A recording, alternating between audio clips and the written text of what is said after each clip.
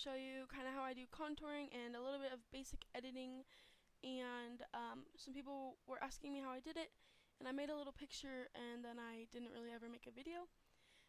This isn't something I came up with. I saw it on a video a long time ago, and I would give credit if I remembered. But yeah, so here we go. So first, I'm going to start off by clicking on LXC, and I'm in Lightroom right now. And then I'm going to turn up my exposure just a little bit, and my contrast. And then I'm going to take this little graduated filter and put it in the top corner where the sun would be shining down. And I'm going to take, for some reason that sets, it's really weird, so I'm just going to take the exposure to about 0.75 and then my temperature up to 23. And then, so those are just like random numbers, just kind of adjust it to what you like. And then I'm going to click Edit in Photoshop, and it'll look like this. So what I'm going to do first, I'm going to make a new layer that's just blank and empty, and I'm going to get a reddish brown color.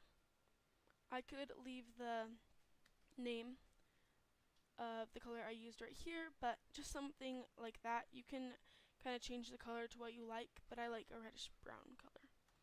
Click OK. And now you're going to zoom in on their face. So she already had, I think, a little bit of bronzer and highlighter, but this is less of like, it doesn't really change their face shape as much. It makes their face pop more because it adds more contrast. So you're going to start with, I'm using like a really soft brush at like 80, and you're just going to make kind of a little, what's it called? It's almost like a banana shape on her cheekbone. Or is it under? Just around the area.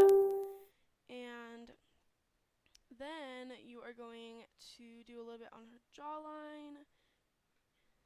Cool. And then you're going to do some up on her forehead where her hairline is, and then on the bridge of her nose. There you go. So that's pretty much all you do. And if it's a photo where their face is straight on, you're going to do both sides of the nose. But you can look up like contouring pictures on Google, and they'll show you like ways to contour for different face types and things like that. So now I'm going to do blur, Gaussian blur, and I'm doing mine at around like 75, and clicking OK. And then I'm going to do soft light, so change the blending mode from normal to soft light, and take your opacity down to probably around 20%. You can do it stronger if you like that, but I like it around 20%. So it's just really subtle. And then you're going to add a new blank layer and get a white color on your paintbrush. I should have mentioned that I was using a paintbrush. Sorry about that.